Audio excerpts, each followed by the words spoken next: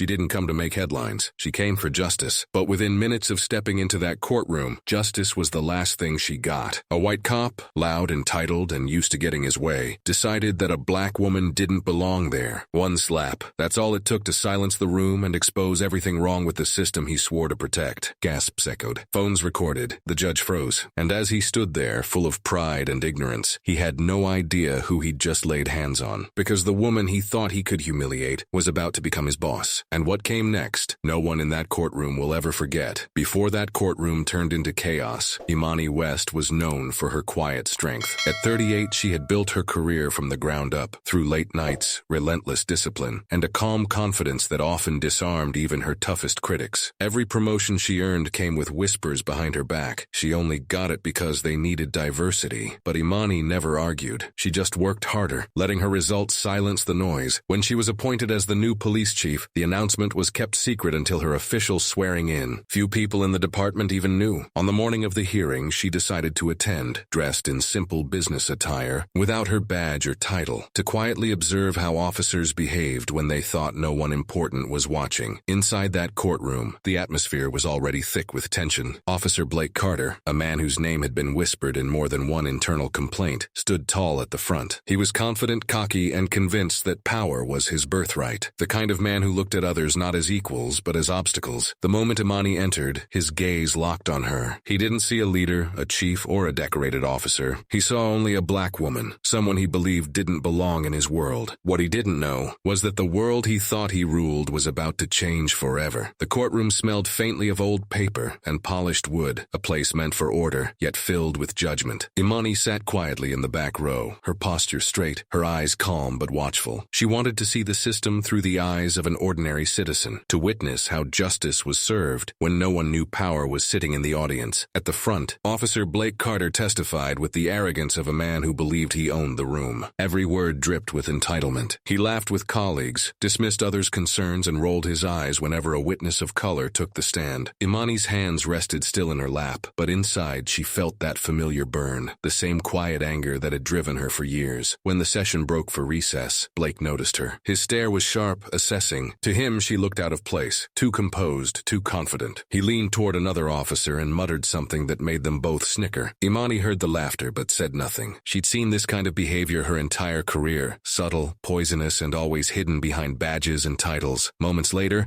Blake approached her. "Ma'am, this area's for authorized personnel only," he said, his tone dripping with mock politeness. "I'm just observing," she replied softly. His smirk widened. "Observing? You people always think you can sit wherever you want." The words hung heavy in the air. The few people nearby pretended not to hear. Imani met his gaze, calm, steady, and that only made him angrier. Without warning, he reached out, grabbed her arm, and shoved her back toward the aisle. The sound of her chair scraping across the floor echoed through the room. A gasp broke the silence. Imani didn't cry out. She didn't raise her voice. She just looked at him, that quiet, unflinching look that said everything words couldn't. Security rushed in. Cameras turned. For a moment, confusion filled the space. No one quite understood what had happened. Blake stepped back, his jaw tight, already crafting excuses. "She was interfering with court proceedings," he barked. "Didn't show ID, could be anyone." Imani stood tall, adjusting her sleeve, her face unreadable. She said nothing. Not yet. She wanted him to keep digging his own hole. Word by word, lie by lie. Then the murmurs began. Someone recognized her face. Another whispered her name. The whispers spread like wildfire. Phones buzzed. Heads turned. The judge, who had been reviewing notes, suddenly looked up, eyes wide with disbelief. Blake noticed the shift but didn't understand it. "Not yet. What's everyone staring at?" he snapped. "She had no business." "Officer Carter," the judge interrupted, voice trembling slightly. "Do you know who this woman is?"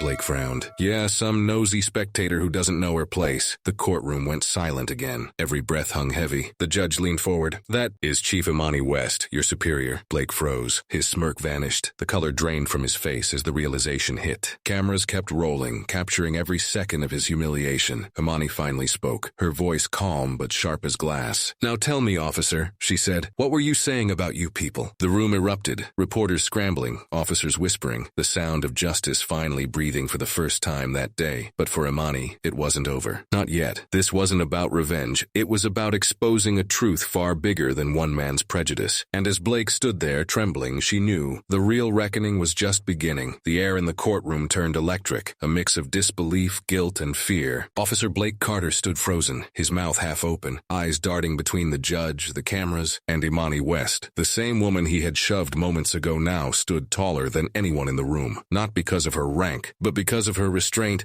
Every second felt like a spotlight closing in on him. Reporters whispered her name. Officers who once laughed at her presence now looked away. The same system that had protected him for years suddenly felt smaller, weaker, exposed. Imani didn't need to shout. Her silence was louder than any command. When she finally spoke, her voice carried through the courtroom like a verdict. "This is what power looks like when it forgets humanity," she said. "And this is why people don't trust the badge." Her words cut through the air, and for the first time, Blake's confidence cracked. His hands trembled. His badge, once a symbol of pride, suddenly felt heavier on his chest. He tried to speak, but the words stumbled out. Excuses wrapped in panic. I didn't know who you were." Imani stepped closer. "That's exactly the problem," she said softly. "Respect shouldn't depend on knowing someone's title. It should come from knowing their worth." A hush fell. The cameras zoomed in. Even the judge stayed silent. It wasn't just a confrontation anymore. It was an awakening. Live for the world to witness. Blake's fellow officers avoided his eyes, some shifting uncomfortably, realizing how easily they'd laughed along with him earlier. Imani turned toward the judge, ready to walk out, but paused at the door. She looked back at the courtroom, at the officers, the witnesses, the crowd that had seen her pain, and said, "What happened here isn't just about me. It's about what happens when silence becomes policy." Then she walked out, each step deliberate, controlled and echoing with the kind of authority that no badge could buy. Behind her, the room erupted, reporters chasing her, officers whispering, the headlines already forming. But the man she left behind stood alone, realizing that in a single moment, his arrogance had destroyed everything he thought made him powerful. And, for the first time in his career, he finally understood what it felt like to be powerless. The footage from that courtroom spread like wildfire. Within hours, it was everywhere, shared, replayed, dissected. People didn't just see a cop losing his temper. They saw a system unmasked. They saw what happened when prejudice walked into power unchecked. Chief Imani West didn't issue a press statement that day. She didn't need to. Her silence in that moment had already spoken louder than any headline could. But when she finally appeared before the media days later, her words carried the weight of every injustice she had ever witnessed. "I didn't want him fired," she said calmly. "I wanted the world to see what accountability looks like." That single line became a rallying cry. For some it was a moment of reflection, for others denial. But for countless people who had been dismissed, disrespected, or profiled because of the color of their skin, it was validation, proof that dignity could still stand tall even when the system tried to crush it. Imani returned to her office, the same one that had once belonged to men who doubted she'd ever earn it. On her desk sat the same badge that once symbolized exclusion, now representing transformation. She knew change wouldn't happen overnight. There would be backlash, politics, and whispers behind closed doors. But she also knew this. Silence was no longer an option. As for Officer Blake Carter, the world he built on arrogance and bias began to crumble. He faced suspension, investigation, and something even harder, public accountability. For the first time, he had to look in the mirror and see what others had seen all along. In the weeks that followed, Imani used the incident to launch new reforms, sensitivity training, community partnerships, and an open-door policy for complaints. But beyond policies, she wanted something deeper, for people in power to see people, not profiles. And that's the heart of this story. Not just a moment of humiliation, but a moment of truth. A reminder that racism doesn't only live in headlines. It lives in the quiet assumptions, the unchecked authority, the looks that say you don't belong here. Imani's story isn't just hers. It's the story of anyone who's ever had to fight twice as hard to be seen as equal. The question now is, how many more moments like this will it take before respect stops needing a title and starts being human?